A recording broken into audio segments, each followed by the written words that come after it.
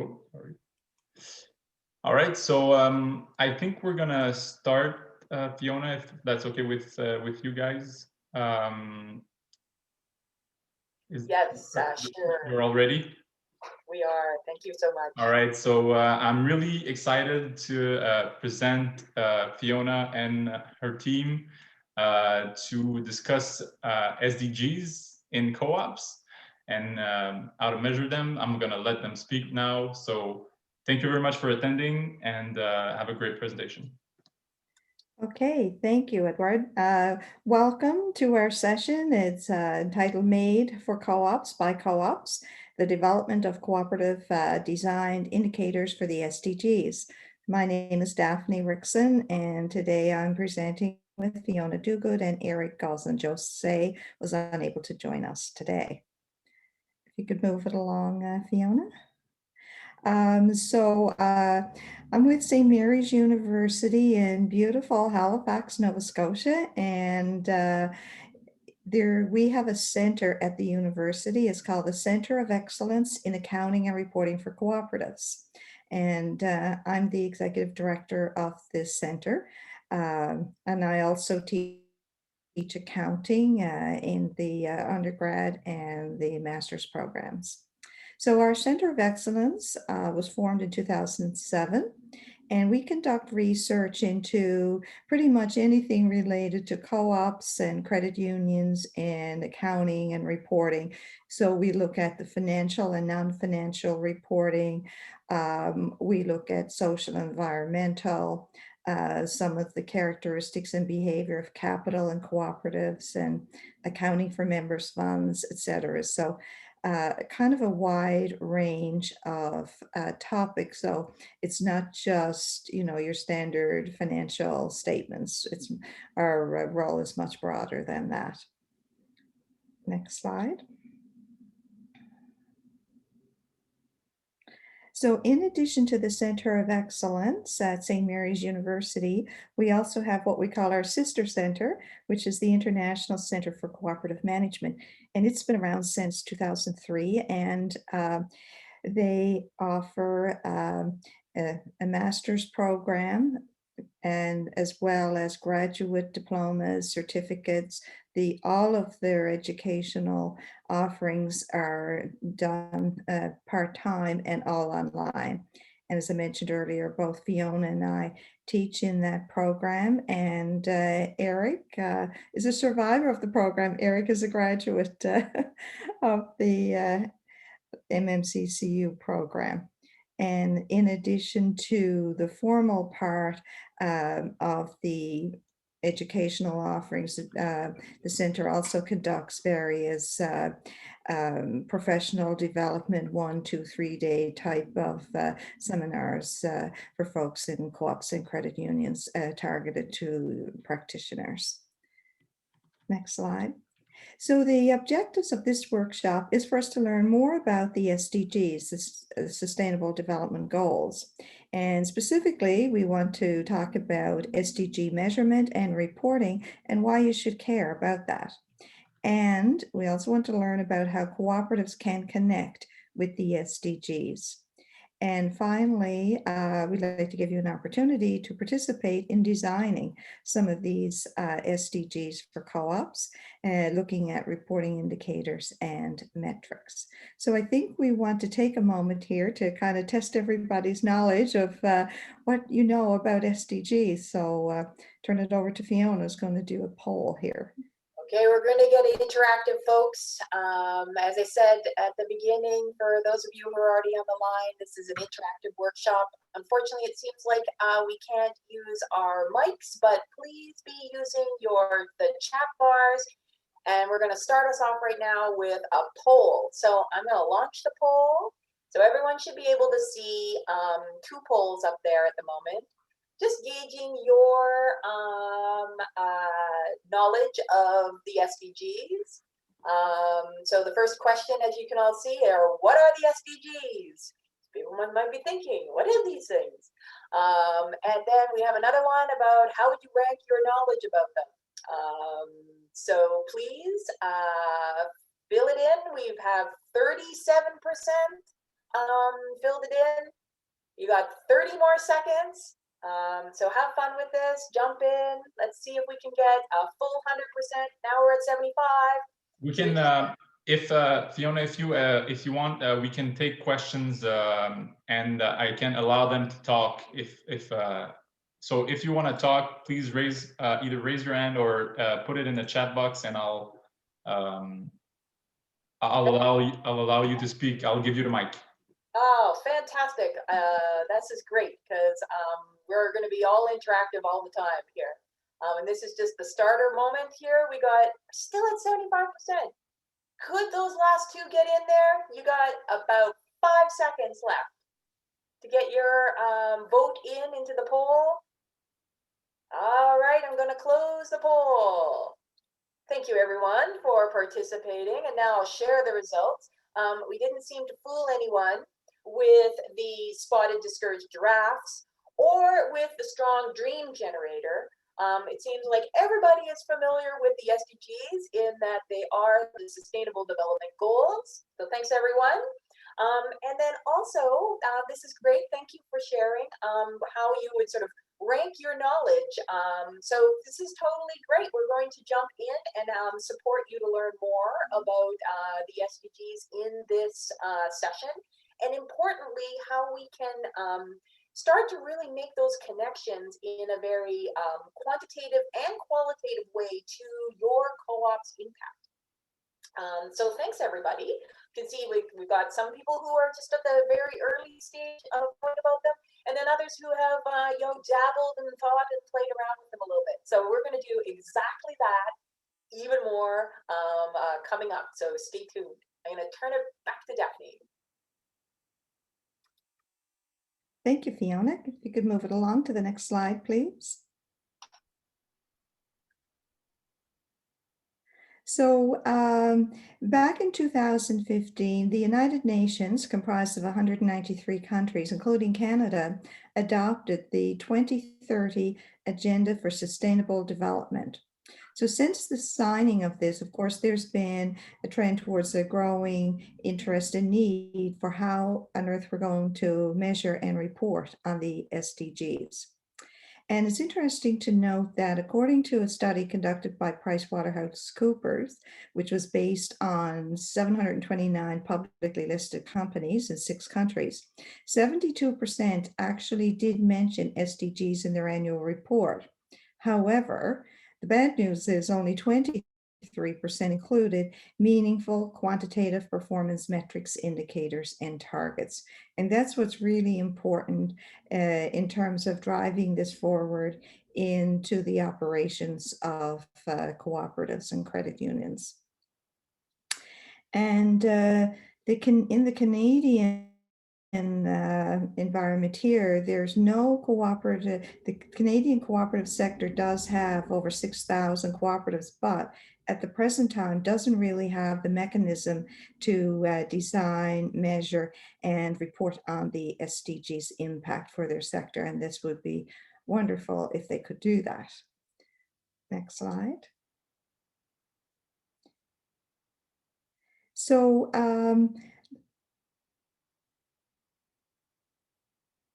I think we skipped one there, Fiona, if you can go back.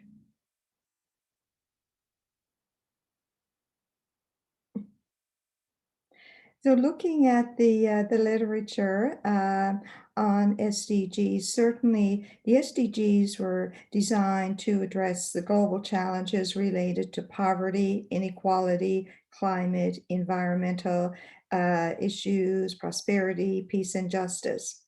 So the goals of the SDGs is really to have sustainable development of all nations that adhere to economic growth, social inclusion, and environmental protection. The focus of SDGs is on sustainable development in both developed and developing countries, and also to facilitate action at all levels with all actors, including government, civil society, the private sector, and the science community in terms of strengthening the capacity of various jurisdictions to achieve the desired outcomes. So we've all heard of the SDGs. As we move forward to the next slide. Of course, this is the famous graphic of the UN SDGs. And I'm sure you've seen this from time to time in the past few years. Move it along. So when we're looking at incorporating SDGs into a cooperative, it's really essential to have indicators to monitor your progress. And it's important to have indicators at the local level, national, regional, and global. So a sound framework will turn the SDGs and their targets into a management tool that can help countries develop implementation strategies, to allocate the resources appropriately, to generate report cards where you can monitor your progress towards sustainable development, and finally, to ensure accountability for all stakeholders in achieving SDGs. So as you saw from the graphics, we have 17 goals.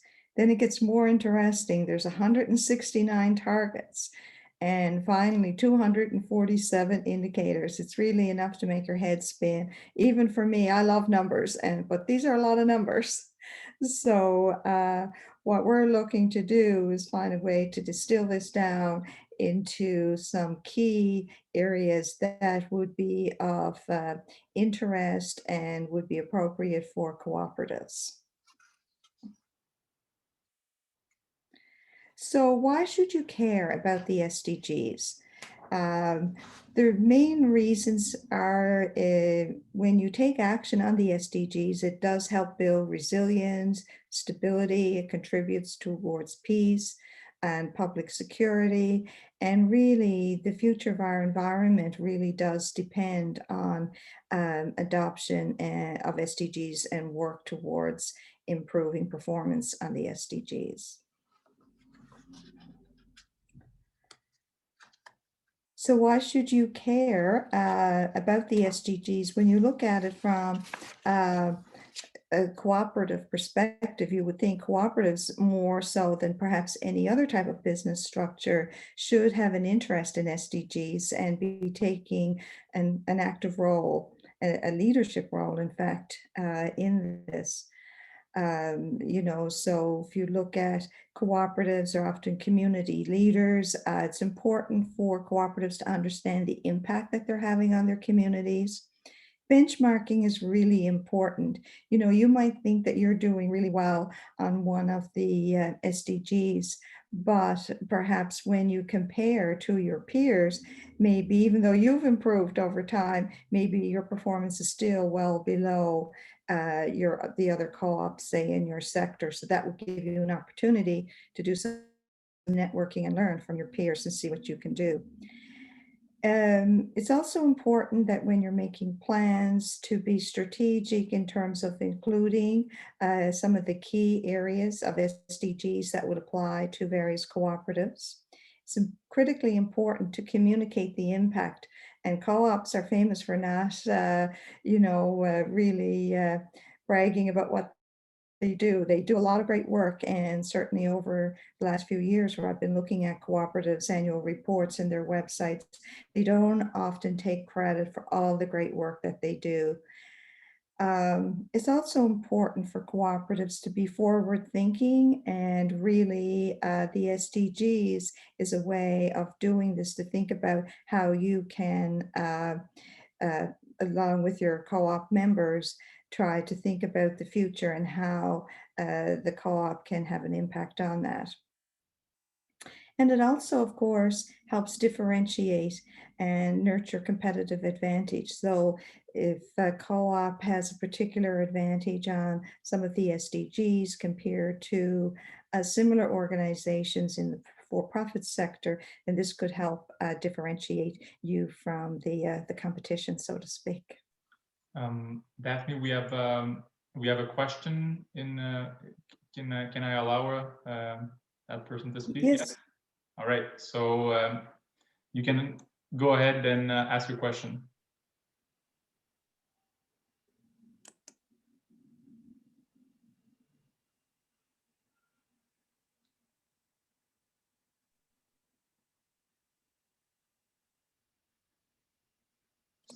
So maybe there is a problem with the mic.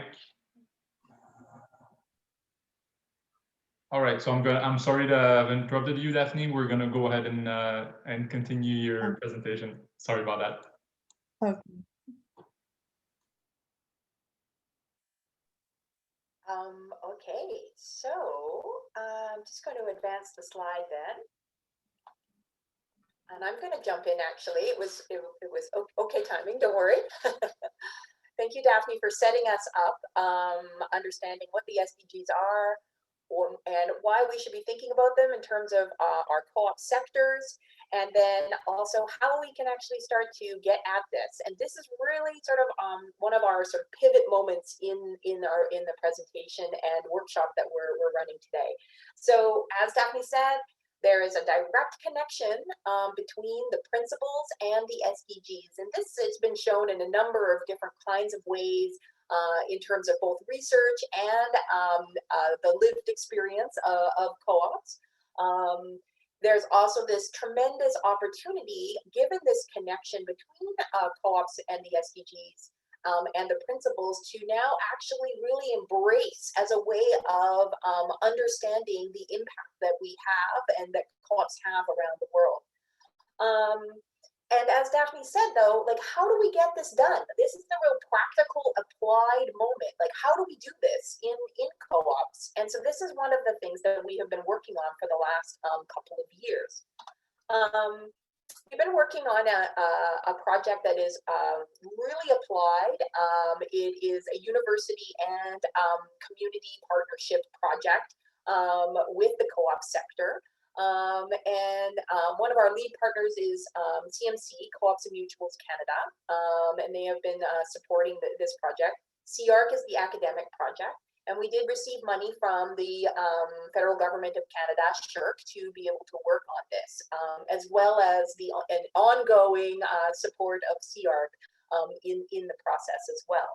Okay, so what have we been doing in order to try to find this sweet spot, in order to bring all of these clearly very connected pieces together and actually sort of try to make sense of it so that as a co-op sector, we can now really get at that SDG impact.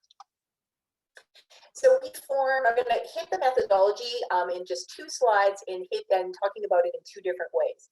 And all of you are about to join us on this participatory action research moment here.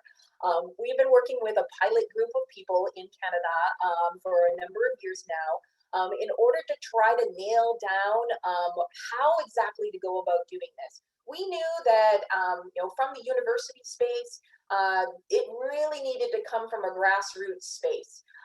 We recognized and knew and wanted to really create some sort of system that was for co-ops, by co-ops, because there are lots of other kinds of tools to measure SDGs out there, and or sustainability or community impact. There's lots of these other kinds of tools out there, but for the most part, none of them are actually designed and made for co-ops.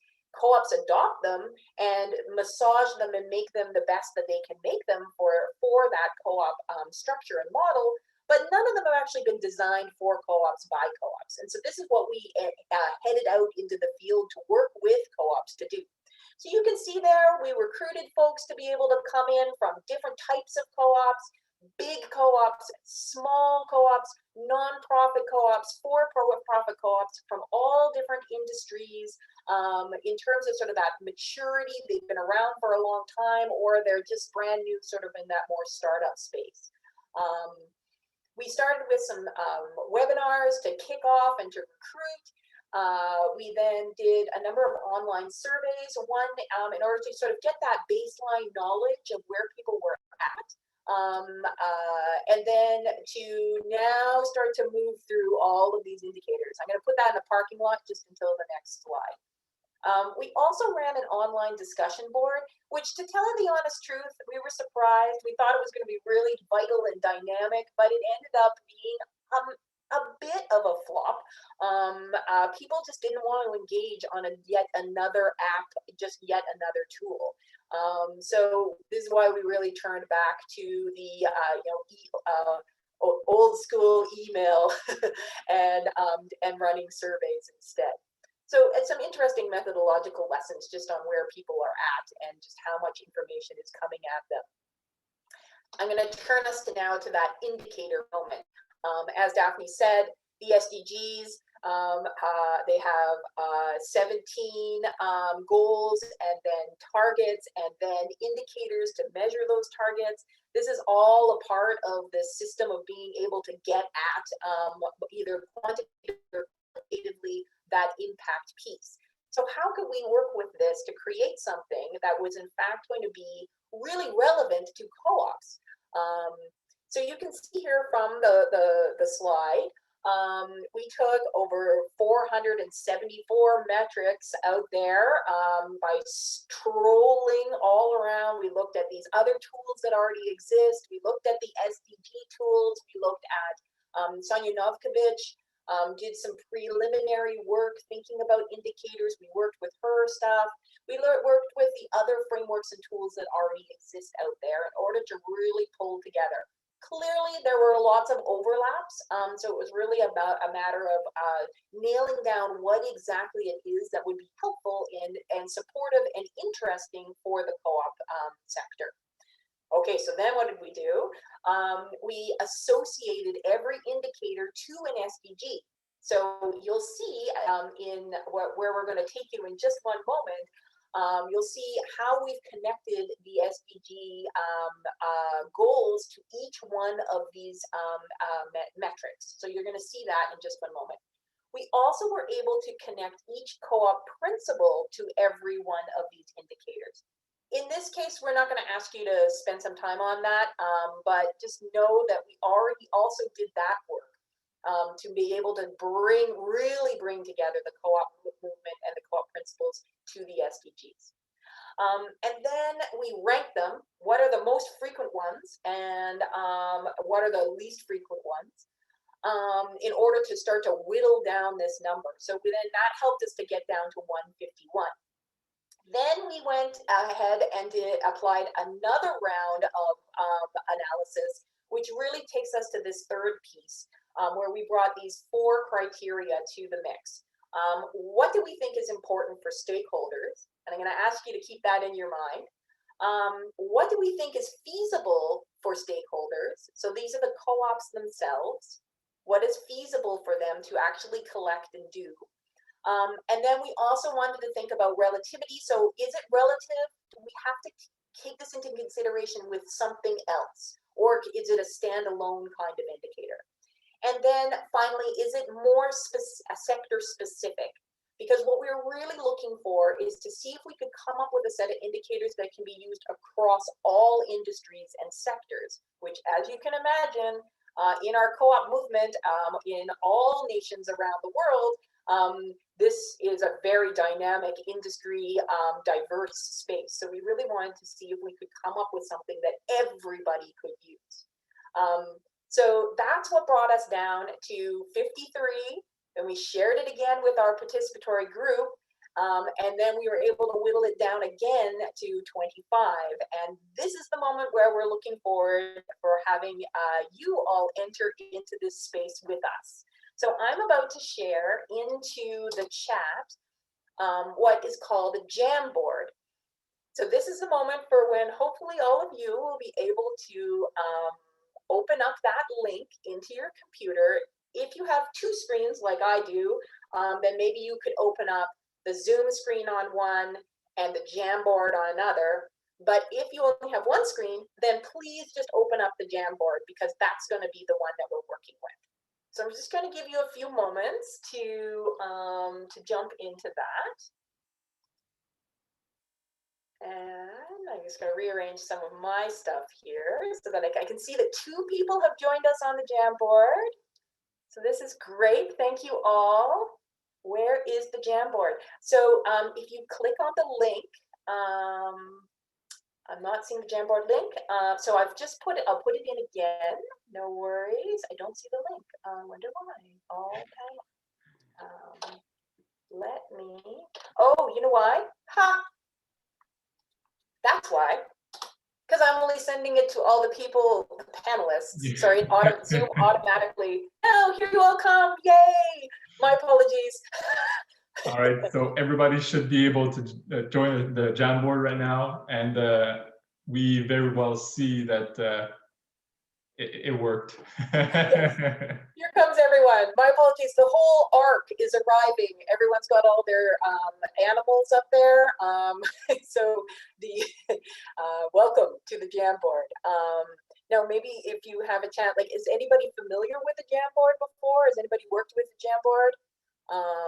Just fire it in the chat. Yes, no, or no worries. It's my first time using it, so. Okay. It is really simple and very intuitive.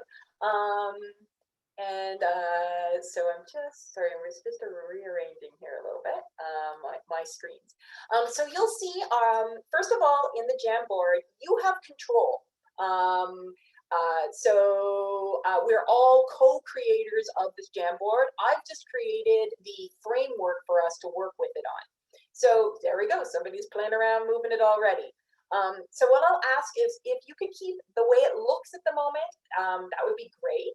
And what you can do though is if you want to make another sticky, oh, there, great. So somebody just made a sticky. So if you're out on the left-hand side, you'll see that there is a sticky note. And if you want to click on the sticky note icon and bring it in, then that can be yours, your sticky note. And so what we're going to ask you to do is to start to work through these different metrics. And so if you want to bring in a sticky note, and you can even now write something on the sticky note if you'd like to. And this is where you, yay, SDGs, somebody's just playing around. This is awesome, great. And so then you can add in any qualitative information, any narratives, anything you would like the rest of us all to know about in your sticky note. Or if you just want to work with it as a yes or a no, then feel free to click on that. And then if you can see the little vertical ellipse, you can hit duplicate. And then you can just bring it to wherever you want to go. So this is me moving it around right now. So feel free to use it as you'd like. You can also go in here and you can see that you can edit that. And if you want to change your no to maybe, then you can, and then you can save it right there, and then you could maybe move it into the middle. If in fact we think of this particular question important for stakeholders, I'll just remind you all of the 4 criteria that we're going to ask you to think about. So if it's important for stakeholders was one of those criteria pieces, and feasibility was the other one.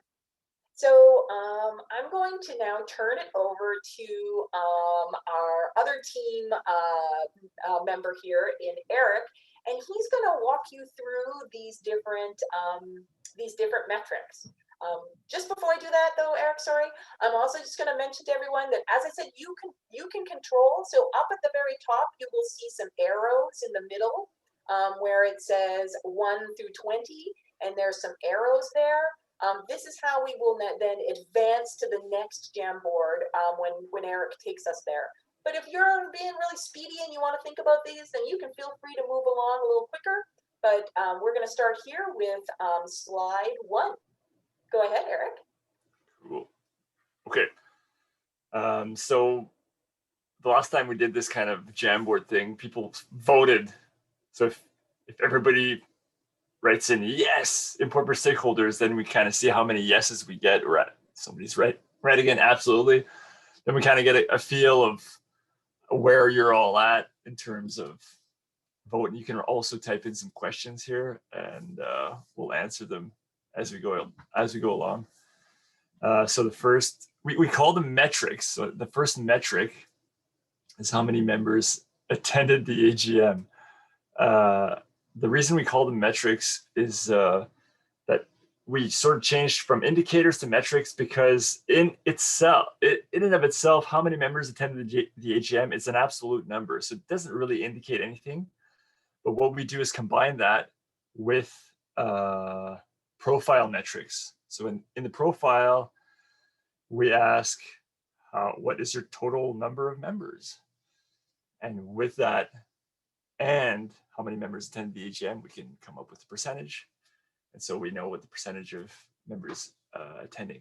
And we also use that profile metric of total number of members for other metrics coming down the pipe very soon. Okay, so we have a few people that have voted that it's yes, important for stakeholders. Absolutely, it's sort of a slow ball, easy, should be easy to measure how many members attended the AGM. And we figure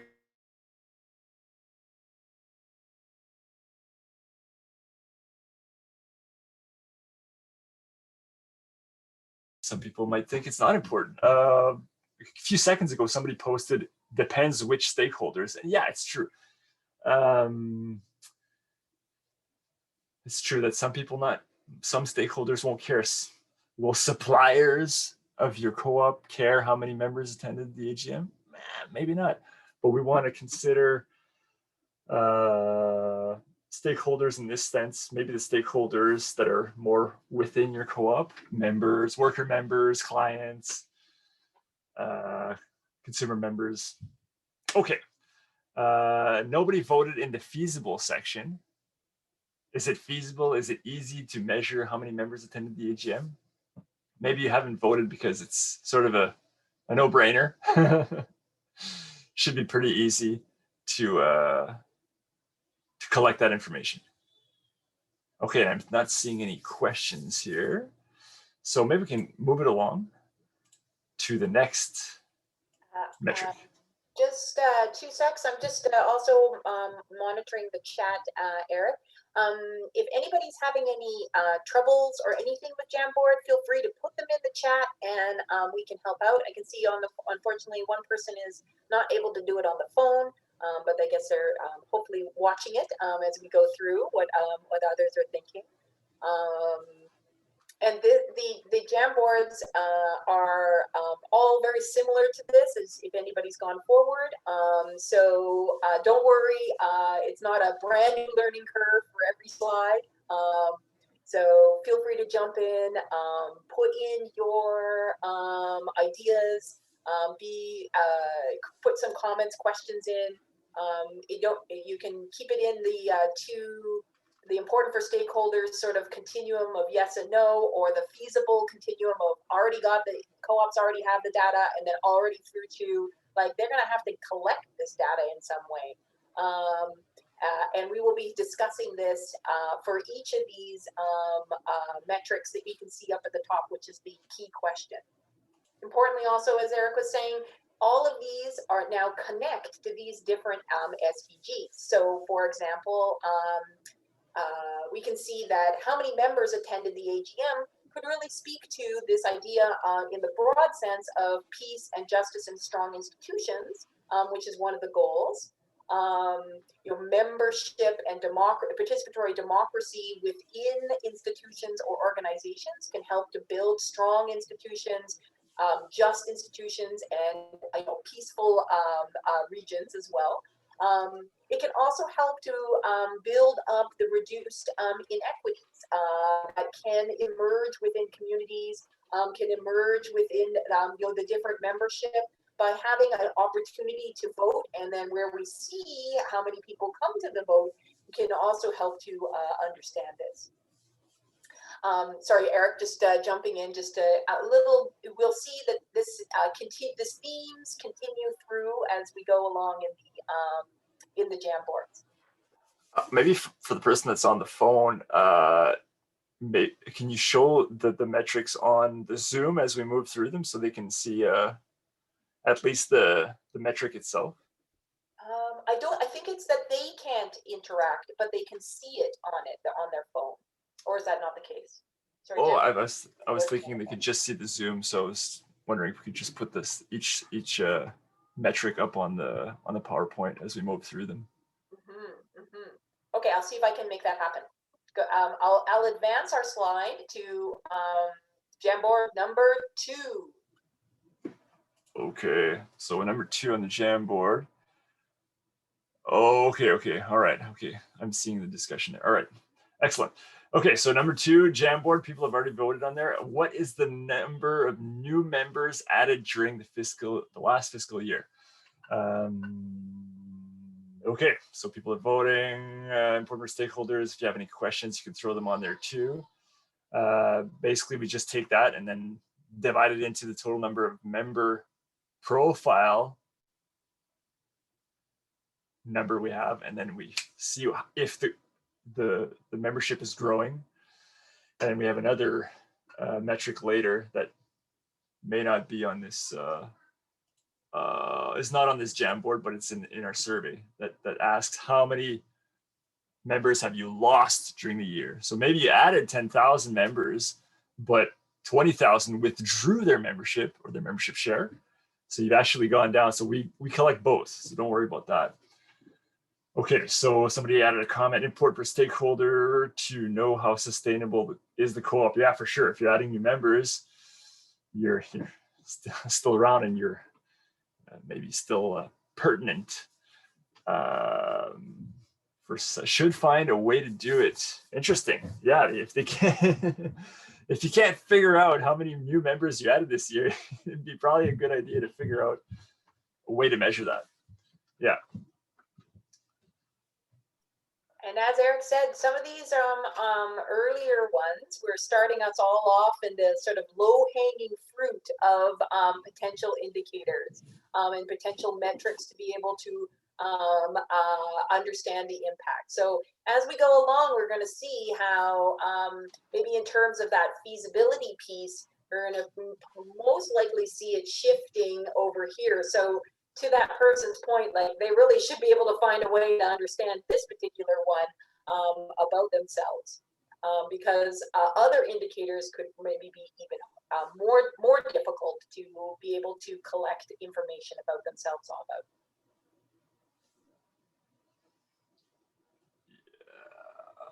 Okay, should find a way to do it and communicate it. Yeah, interesting.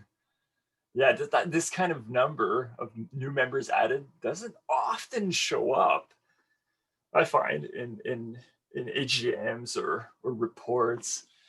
But I find it very interesting.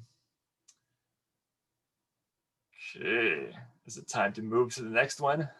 Great. Yeah, I'll advance us along. I can see there's conversations in the chat, so feel free also to put stuff in there. Or if you want yourself off of mute, then just raise your hand, and Edouard will be able to pull you into the spot where you can chat or to talk. Sorry. I'm moving us to the next metric. Go ahead, Eric. Okay. So metric number 3, how was the surplus distributed at the end of the last fiscal year? We want to know how much money was retained, how much money was distributed. We used to have more categories, but we simplified. And we're going to use that and divide it by their total, the revenue that we collect in the profile metrics, the revenue in the fiscal year, and then we kind of divide that and see how much they're retaining for future investments or indivisible reserves, or and how much they're distributing out to in patronage, or however they choose to distribute it out. Okay, so is it important for stakeholders? People are voting yes. Nobody's voted no yet. That might come later. Is it feasible? It should be feasible. Some feedback we got in our first survey was that, well, what do you mean by distributed? Like, how so? Just a small question. Do you want us to to answer that surplus distribution question, or is it just if this question is important for a stakeholder, if this question is feasible for co-ops, right? Exactly. Yeah, we just want to know if it's important for stakeholders and feasible. We don't want you to dig up your annual report and start looking for your numbers. We don't have the analysis power. We don't have the servers in my basement to analyze that yet. That'll come later. That's a good question, Edouard, because this comes up time and time again. Like everybody wants to get in there and already start to know the answer to this. Well, how was our surplus distributed? But because we're creating a tool that will help people to be able, and in co-ops to be able to get at and understand their impact around the SDGs, we needed to come up with these questions first that would then help people to be able to know, okay, what kind of information do I need to collect about myself or know about myself, or know about my co-op? And then we've done the heavy lifting of being able to roll that up into, in this case, we've got 4 different SDGs that this speaks to, and that will help to be able to measure the impact of that sustainable cities and communities indicator, or pardon me, goal, the no poverty goal, which is a really big one when we start to think about the distribution of surplus to the broad group of members that like we've already collected some information about. That again, we see the reduced inequalities in the spread of that surplus going to membership, not just to sort of a very elite group of people. And then, of course, when we have reduced inequalities and when we have less poverty, then we see stronger communities and more and peace within those communities as well. So let's remember also we're thinking at this very global level with the SDGs. So maybe some of these in your community, like peace, that might not feel like something that's really an important piece, but when we start to think at the global level, peace starts to become very important for communities as well. So just making that connection to the metric that Eric is walking you through. Yeah, and when we're asking, is it feasible? We want you to tell us, especially if you're a practitioner in your co-op, is it feasible for you to collect that data within your co-ops? So I see somebody's has added a comment: communicate it through financial statement? Question mark. So I just want to maybe clear that up. Maybe you're thinking that that we're talking about feasibility of communication outward, but what we're asking is feasibility about, could you collect that data within your co-op? Do you know in your co-op how much of your surplus you distributed, and how much you retained? But yes, I mean, it could be communicated through the financial statement. I'm gonna move us along, Eric. Okay. Some people are already there. They're already there. All right. Okay. Metric 4, what is the number of employees, full-time equivalent, in each of the following categories: permanent and temporary? Yeah, should be easy. We're seeing that the votes are yes and already have the data. Excellent. Yes, yes, yes, yes, yes. It's we obviously we want permanent employment because that's what decent work is. People that have stable jobs that they can count on, and when it's temporary work, then it's not as decent. That's why that SDG number 8 is there. And reduce inequalities, because if we have lots of people with permanent employment, then we're going to have a more equal society, especially if everyone has permanent employment. Okay. Nobody's balking at our metrics yet. That's great. I see that Meg has raised her hand. Edouard, do you want, if you have a chance, if you could just bring her in. In the meantime, I'm going to advance our Jamboard to the next slide, slide 5. Hi, Fiona. Hi, Meg. I have one comment on the permanent versus temporary metric. And I think there's an assumption being made that that is decent. And I'm sure you've run into that question before. I wonder if you have any just maybe comment on the possibility that, you know, temporary employment is sometimes sought after and is indeed actually, in a lot of cases, something that, like, very high value jobs are temporary because of the nature of the work. If you know what I mean, like very high net worth individuals often seek out temporary employment. Eric, did you want to jump in on that? Sure. We actually have not gotten that feedback yet. You're the first. So thanks for pitching in. That's awesome. Yeah, like especially like when you think of like the gendered nature of work. Certainly, like as myself, this is like a young career person, hoping to have a lot of impact on a lot of different sectors. Like I actually, and maybe this is also a generational thing, but like, you know, temporary employment is sometimes something I'm looking for specifically. And it's because I'm very educated. It's because I have a certain skill set that I can use in a lot of different employment situations. So yeah, I would push back on that assumption that temporary is not decent work, depending on the economy you're dealing with. Meg, also feel free, and anyone else too. We're asking you to put some stickies in here about important for stakeholder criteria and the feasibility criteria.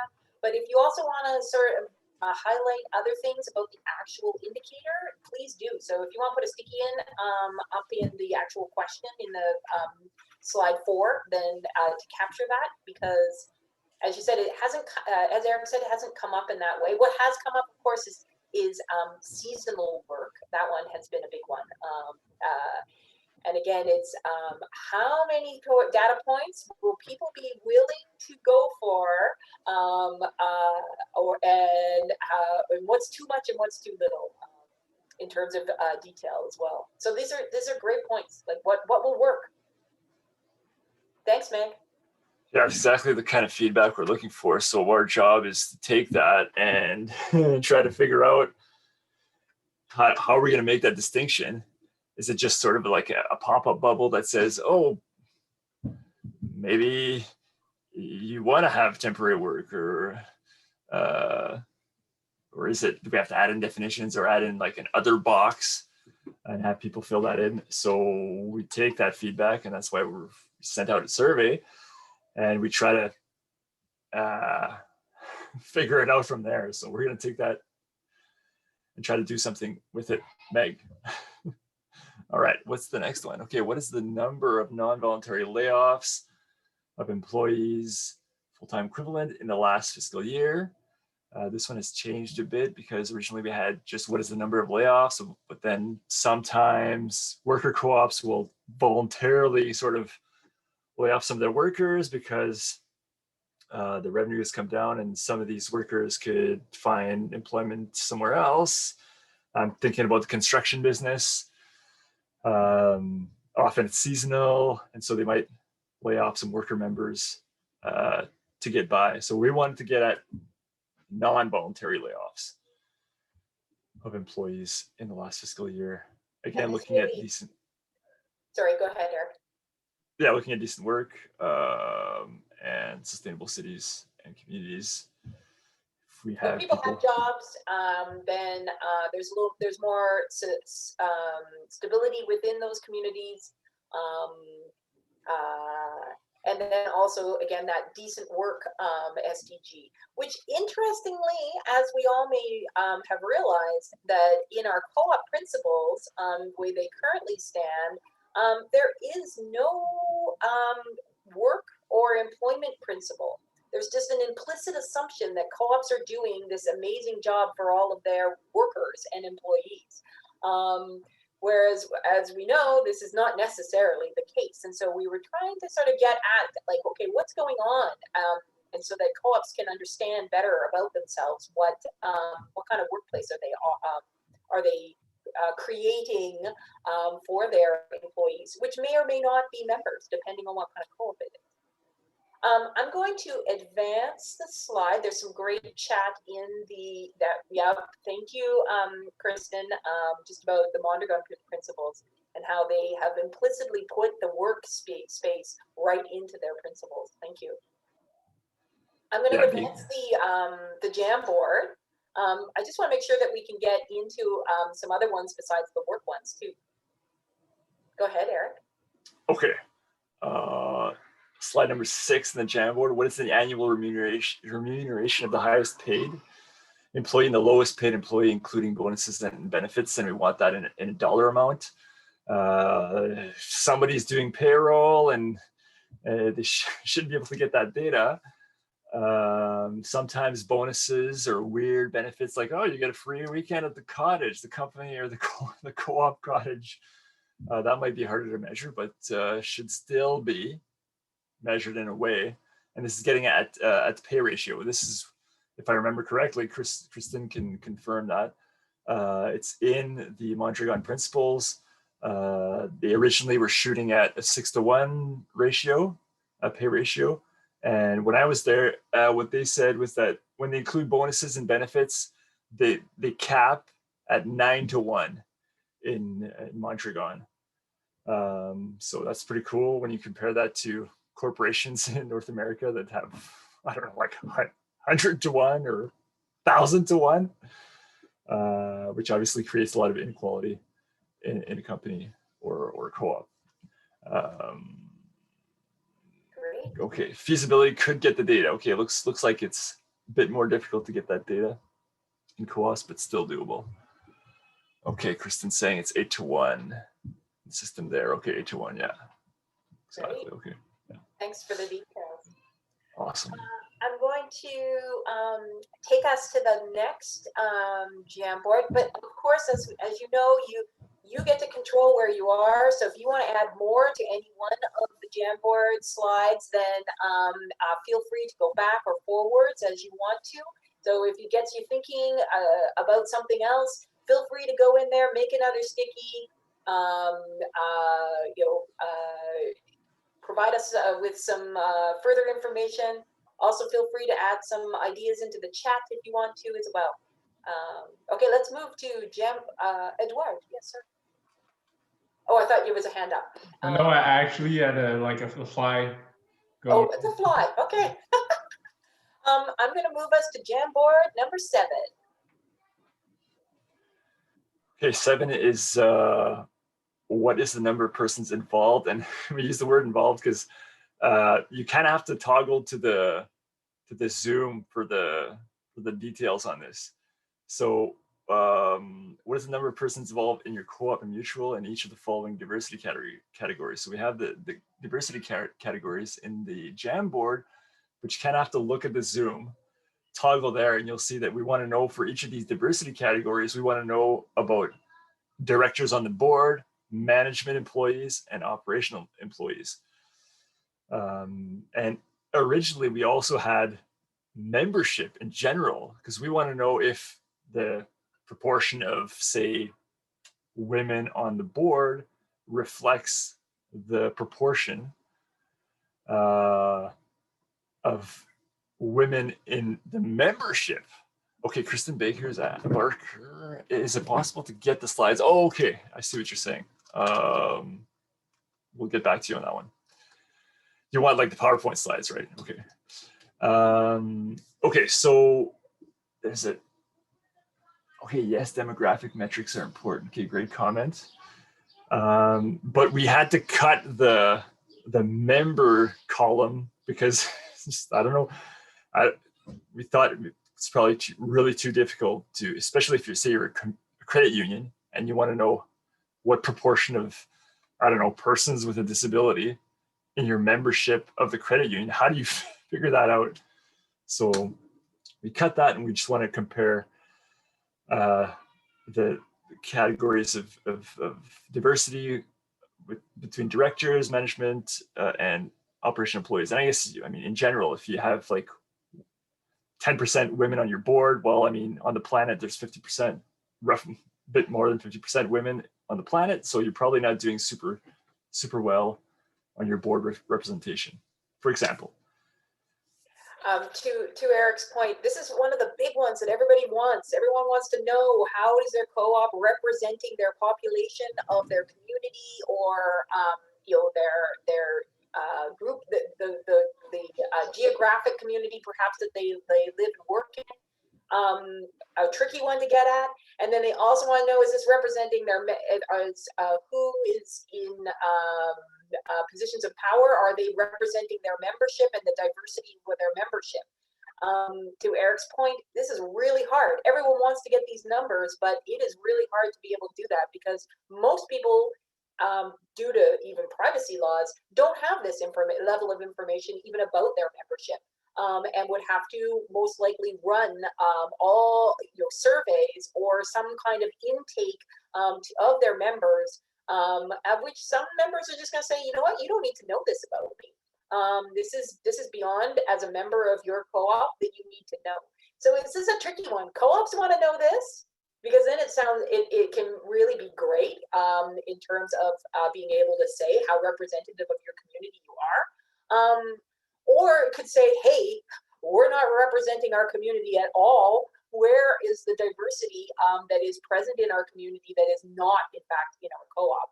And it would help, in fact, to be able to get beyond that sort of anecdotal kind of moment that many co-ops have, but is a really hard indicator to be able to do when we start to actually think about crunching and getting that data and that information.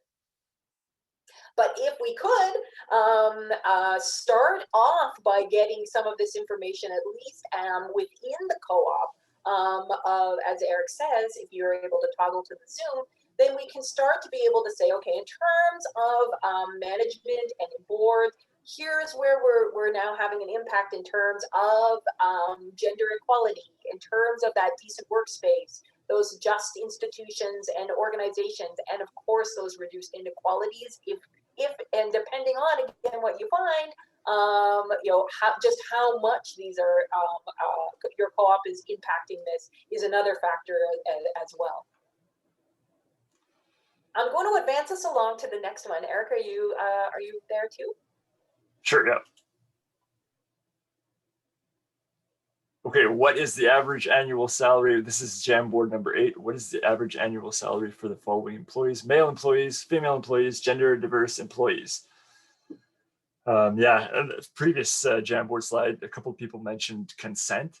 And yeah, we fiddled around with this a bit, but one of the researchers on our team, José Charbonneau, mentioned that at Ericus, Université de Sherbrooke in Quebec, her employer sent out an anonymous survey to all the employees. And within that survey, they mentioned like gender diversity. So people could self-declare, okay, I'm gender diverse, but it was anonymous and they compiled their data within their university. So we're hoping that co-ops can do the same, sort of send out an anonymous survey within their board and employees and get anonymous data about these kinds of things. Now, of course, because in this slide, we're asking annual salary. That means it's going to be tied to somebody. So there we really need like a really nice consent form, especially for gender diverse employees, because you can't just like say, oh, okay, your salary is 50,000. Are you the gender diverse employee? And so you're kind of outing people. It's going to be touchy. But we're hoping people can get to that because that's the reality of we need to look at this for gender equality in this day and age. Great. Thanks, everyone. Why don't I advance us along to Jamboard 9? Okay, number 9.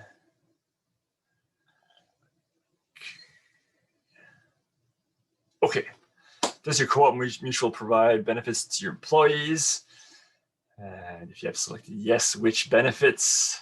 So we have a few there: healthcare, collective insurance, indoor gym, daycare, other, and they can type in something else if they want. Okay, I see somebody's typing in yes, insurance. That's great that your co-op provides collective insurance. Awesome.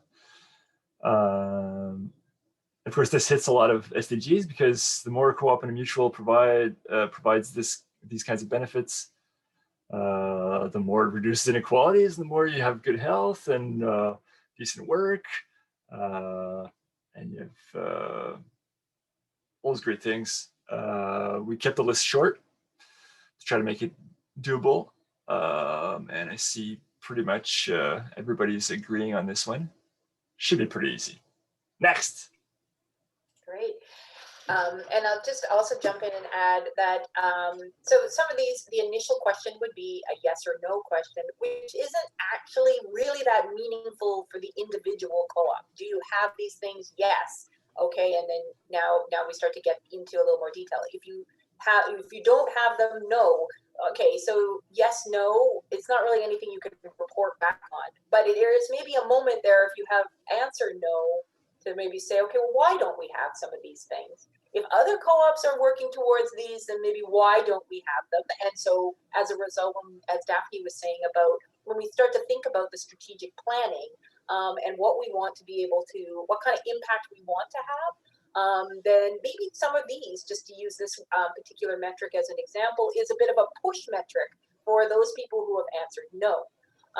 For those people who have then answered yes, now we you can start to sort of get into a little more detail. Okay, well, what does this actually mean then? And is there more opportunity for us? You know, that kind of thing. Again, for the individual co-op, maybe, you know, that moment for, sober thought on what do we want to do with this.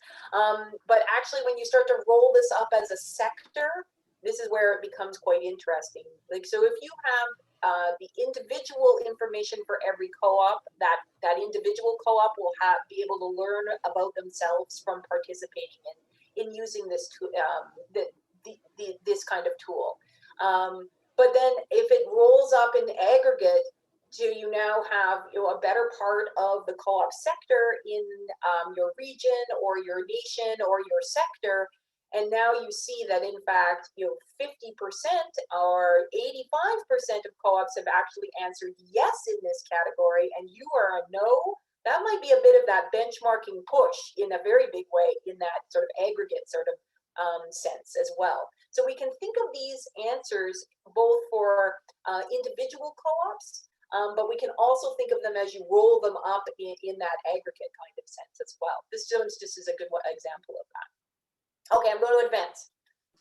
Well, just before we Meg has a question. What about co-ops that are delivering these services as their business model? They're still contributing to these impact areas. Are we going to capture that somewhere? Yeah, we grappled with that.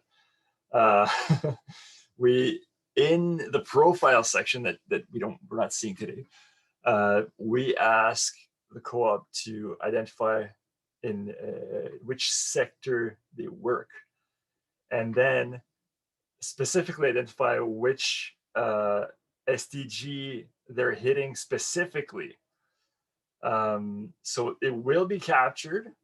Now it's just that we have to try to untangle, make sure it stays separate, and so that we're counting the right thing. Because if they start entering the data about health benefits, and it's, I don't know, like Healthy Minds Co-op in Halifax, and they start putting that kind of data in the Jamboard slide we just did, well, that's not what we're asking. We were asking about your employees specifically. So we have to make sure it's clear so that we keep that separate. Okay, but yes, it will be calculated in a certain way. Next Jamboard is, okay, what is the percentage of employees, managers recruited from the local community at your co-ops, co-op mutuals, major operating sites? This is, we made like a million versions of this question because that it was the pandemic, and we're like, well, people are working from home. We can have like a local co-op, but people are working from Halifax or Toronto, and it's local because they're, you know, in Canada or whatever. So we had to make the question really vague and have people sort of use their own definition of local. And basically, we're kind of getting at offshoring. We don't, if it's a co-op in Canada, well, are you outsourcing a bunch of I don't know, a call center to another country. We want to kind of get at that, but we couldn't really say that because it won't apply to all co-ops. So we made it kind of vague, hoping that co-ops will use the value of honesty and say, yeah, we have about 50% local people, working in our operations, or we have 100%. Hopefully they'll be honest. This is a really interesting one, because this one people were unwilling to get rid of. People want to be able to talk about that co-ops are employing people locally. And it's a big piece of the co-op persona, even if we wanted to want to think about that. But to Meg's point, with younger folks and people looking for different kinds of work, especially in this pandemic moment where we've seen a complete decentralization of where and how people work, this is going to be something that the co-op movement is really going to be grappling with. We've grappled with it as trying even to understand what does local mean, but we've also grappled with it in like, well, do people want to even be working locally, and do co-ops necessarily want to only hire people from local space? And yet it's very much a persona of the co-op sector for sure. So this one is a really tricky one.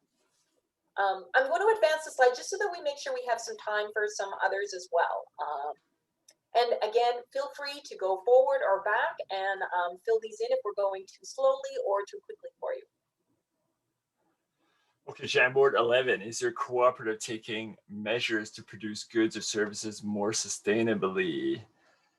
And if you answer yes, then we want to know the percentage of goods produced by your cooperative that is, and there's a couple of options missing on the Jamboard here. We want to know if it's, is this on the Zoom? Yes, okay, it's on the Zoom. You have to toggle to the Zoom to see the options. We want to know the percentage of the products that are made from recovered materials, recycled materials, recyclable materials, certified fair trade or organic or FSC. How much your production is energy efficient. So it's good that you guys think that we could get the data. We had some pushback on this from credit unions especially. They're like, well, products, goods, or service, what do you mean? So we want credit unions to think about, well, are you like issuing, I don't know, mutual funds that are green or certified with some kind of body? We want them to look at that. Or I mean, even are you print? I know checkbooks are sort of obsolete now, but are you printing your checkbooks on FSC certified paper? So we hope that even credit unions will be able to dig deep and answer this. I'm going to advance us along. Okay, Jamboard 12. What is the number of co-op mutuals your co-op mutual works with? So just count, count how many co-ops you've been working with throughout the last fiscal year. Is it 7, 8, 10, whatever? And basically the more the merrier.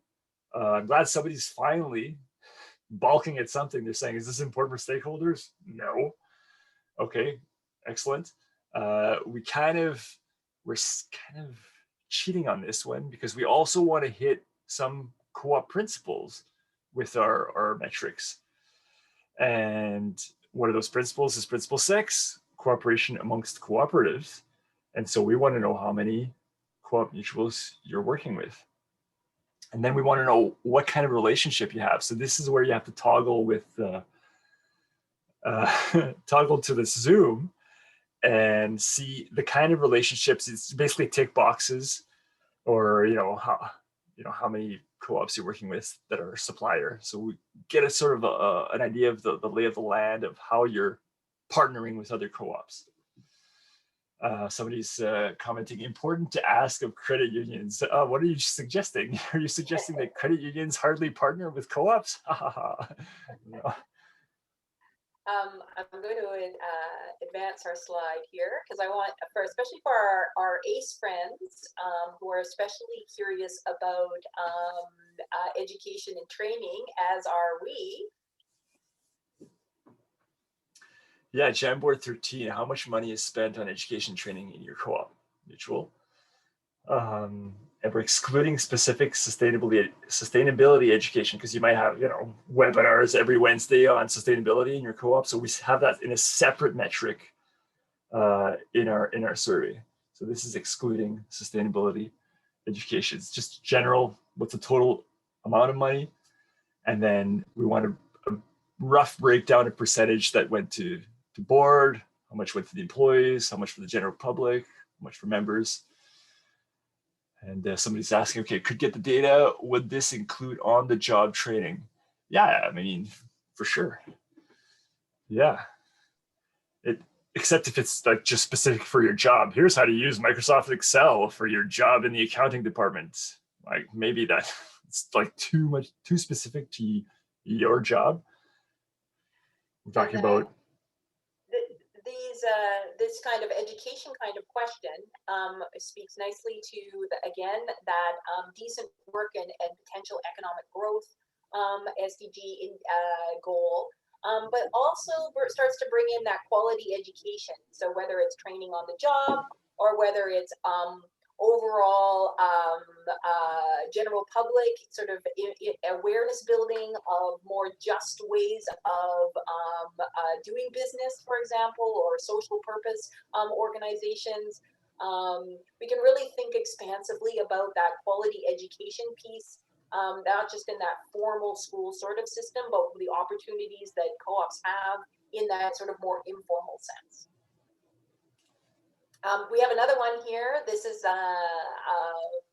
sustainability education one, just as Eric had pointed out, because we pulled that one out, just because we wanted to start to understand whether co-ops are putting money specifically to that kind of training.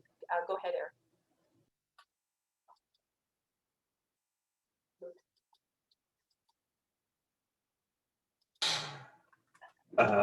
yeah, exactly. You instead of me. My apologies, Eric. You have too much power. Yeah, so because it is the SDGs, we wanted to pull that one out, like Fiona said, to make sure we get at how much money is going into sustainability training. Pretty simple. Important for stakeholders. Man, I want to know who voted no for that one. Please raise your hand and tell us why you voted no. That this is not important for stakeholders. Okay, next. Next is, okay, this is kind of gets more complicated here, and I see that somebody has put in a huge comment that I will address in 2 seconds. Okay, does your co-op mutual work to conserve energy? Very vague question, basically yes, no. And then we hit him with the, if no, then maybe you should do a bit of research because conserving energy is a good thing for all these SDGs. And if you voted yes, that you do conserve energy, I shouldn't use the word vote. If you ticked yes, we conserve energy, then we asked them a follow-up question. And to see that follow-up question, you have to go to the PowerPoint. We basically asked them what their consumption used to be, their baseline energy consumption in gigajoules per square meter, because that's the EPA in the US uses that unit of measure, and we thought it was pretty good one. And we want to know when they determined that baseline of consumption, and we want to know what their energy consumption is in the last fiscal year. But yes, of course, we take that and divide it into their revenues, because if their revenues are really like skyrocketing and they're expanding and they bought a new building or whatever, of course their consumption is going to go up. So we want to know about efficiency. Did it go up, but maybe less? It went not as much as their revenues or the expansion went up. So that gets covered in the profile questions. Okay, somebody's saying, could get the data, but for most co-ops in our network, I believe, okay, yes. Tough for some that don't have an office and do in-home care or cleaning. We could look at mileage. Yes, exactly. Because when we talk about energy, we talk about gigajoules per square meter. when you check out the Zoom slide there, we're talking about buildings and parking lots. So yes, a home care co-op, if there's no home office, or if there's no like storage of cleaning products, or you're paying rent for storage of cleaning products, if there's none of that, then this metric will probably be useless to you, and you have to use the next metrics that are coming up. Okay, I'll advance the slide. All of these more environmental ones that we're seeing in the next sort of complement have been hard ones for co-ops to land on. Again, we don't have an environmental principle, so some co-ops find this tricky to enter into this space of really beginning to understand the environmental impact. But at the same time, while it's tricky, it might land a little bit more on some of those push metrics that we talked about earlier on for some co-ops, whereas other co-ops said, this is imperative that we start to get into this space and start to get into this frame of thinking, because as a global nation and as institutions and organizations in this global world, we are exceeding our planetary boundaries. And so we need to start to be thinking about this. And so even though it is tricky and might put some people into uncomfortable places, and we may in fact not have the data, we need to start to think about this in a very now. But these are tension-filled, these sort of four that we've got up here in this one. Go ahead, Eric. I'm just also looking at the time. We have about 8 minutes left. Yeah, so if you have general questions about the entire presentation, now's the time to either raise your hand or throw it into the chat, and we'll try to hit those as we're moving through these last metrics. Okay, water conservation. Does your co-op measure it? Yes or no? If you do, then we want to know your baseline water consumption, when you measured it, and what was your consumption in the last fiscal year. Basically, you need water meters, and we explain this if somebody ticks the box, no, we don't measure water conservation. We give them a link in the survey that says, here's how you can measure. And if they don't have water meters, well, then you have to kind of estimate. And there are different tools online to start estimating. Okay, we have the comment here, this seems a little difficult to get in all of our co-ops. 2 people tag that comment. And yeah, if you don't have water meters, and especially in various locations in your buildings or your properties, then it's going to be really tough to measure.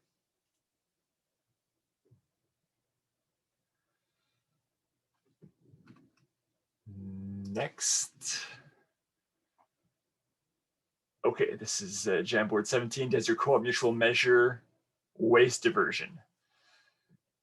And same kind of principle. We want to know what their baseline waste, their baseline recycling, their baseline compost, and then in what year that baseline was determined. And then we want to know what that amount was for the last fiscal year. Okay, could get the data, but we'll be a challenge with some wondering about our cleaning co-op, which throws away other people's trash. Oh, good one. Excellent. Yes, in this scenario, yeah, your co-op shouldn't be counting other people's trash. Yeah, but great point. Holy smokes. We have a variety of co-ops, and yeah, somebody's going to for sure tell us this when we're collecting data, when we actually do the rollout of this tool, and we're going to have to tell them, yeah, no, don't count other people's trash, only count your cleaning product bottles, like the empty bottle or whatever. And if you're throwing away a broom at the end of the year, count that.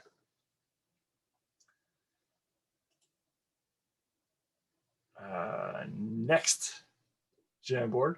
Does your co-op mutual have a greenhouse gas inventory? And then if people answering are going to be like, what's that? Then we have a link to what the greenhouse gas inventory concept is. What's interesting, we will be able to help, like big co-ops already do this. They already have their scope 1, scope 2, scope 3 emissions when they measured it. And then, what their current measure is. Small co-ops will probably not have this, but there's an awesome tool that the EPA has developed. It's an Excel format, and we'll be able to, you know, as we're rolling out the tool, we'll be able to help co-ops and, hey, check out this tool. You know, you can measure your greenhouse gas inventory even though you're a small co-op. And finally, what is the EPA tool? Great. We'll pull it and we'll put it in the link for you. Will I have to find it fast? Kristen Barker, maybe you can. Are you're going to be in contact with Fiona? Yeah, we can pull it for you. And I'll find that. I'll dig it up. And just while, again, just making the connection to the SDGs here, obviously low-hanging fruit around climate change when we think about greenhouse gas emissions, and climate change is directly connected to that. But also when we start to think, often greenhouse gas emissions are really connected to what kind of energy sources we're using and how much energy we're using. So those two really speak well together. And then again, when we start to think about sustainable cities, and what role your co-op is playing in that sustainable city in terms of the greenhouse gas emissions, I think we can all sort of make the leaps. Plus, which, in terms of industry and innovation, co-ops want to be at the forefront of making change and having a positive impact, in this case, in terms of the environment. And so that innovation moment is definitely present in this indicator. We're on, I think we have one more indicator, but I just want to make sure that, and those of you who have a chance to get to it, that would be great. But I just want to make sure we have enough time just to do a quick little wrap up with us all today. So as I said earlier on, the Jamboard is ours to collaborate on. We won't close it yet right after this session. So if you want to go back or want to play around with it a little bit more, feel free to jump in. That would be great. I won't close it until later on this evening. But just to work towards wrapping up in our final moments here, and just want to say thank you all for participating with us. As you can see, this is already quite a few indicators and metrics for co-ops to start thinking about. And so this is definitely what we've heard of with our partners that we've been working with. The fewer metrics and the fewer indicators possible, the better. And also the more that they overlap. So if you can find one metric that will now speak to multiple SDGs and maybe multiple principles as well, the better. So we've really been working hard to try to find those overlaps as much as possible. As you can see, there is a tricky part in finding that sweet spot between what is feasible and what is meaningful, as well as what is interesting and what is not interesting for co-ops, so that importance piece. But also what is rigorous and what is, kind of a bit sort of that yes/no is like, well, what do we really know about ourselves, as opposed to a sort of more rigorous process put into it that actually collects some data. So finding that sweet spot on these indicators in order to roll up into the goals has been a real challenge. Other pieces that have come up is around confidentiality, privacy, data ownership issues. As you can imagine, even they started to emerge in our conversations here. Not always, we talk about what we really want, but it's sometimes hard to be able to nail that down, to be able to actually do it. So that came up time and time again. And then also this, but yet we've heard so often from so many people again and again, like unsolicited, we need some sort of tool that will help us to be able to do this. And so one of the reasons why we've kind of continued on the process, even though there's so many challenges with it, is that we think, and we've heard from the co-op sector again and again, that we need something. We need something that is directly related to the co-op sector that will help the co-op sector to be able to really get at this impact piece in terms of the SDGs. I'm gonna send off to Daphne now, just to wrap us up. Okay, so if you're, interested in seeing more what we're doing here and looking at the survey, the link is right there on the screen. And our goal is to basically roll out a comprehensive cooperative performance indicators website and tool. And the idea with calling it cooperative performance indicators, we want to include both the 7 principles of cooperatives along with the SDGs. And this would give people a really comprehensive view of what cooperatives are doing in terms of their cooperative performance, how they can differentiate from others, etc. And it would give them information where they could actually have data for their sector, and they could report that if they so wish to their members. They could put it in their annual reports, and it would also give them some indication of how well they're doing relative to their peers. So it's a bit of a lofty goal, but that's what we are working towards over the coming months. Great. Thank you all for joining us on the Jamboard and being interactive with us. This has been great. I love all the chat as well and questions. This is not a done deal yet. So thank you very much for helping us on this journey. Edouard? Yes, thank you very much for attending, everybody. The session is at its end. I would gladly invite you to the AGM and award at 1 p.m. If you want to join us, it's at 1 p.m. Eastern time. So I think I will. I think you're supposed to have the link, and I will put it in the chat just before we leave. It's the same link as this event, Edward. Same link. Michael has all the answers, but I will still put it in the chat box just to have it right here. All right.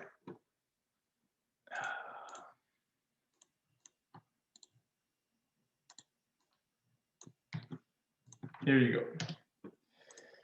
Thank you very much, everybody, and have a great afternoon and a nice dinner, lunch.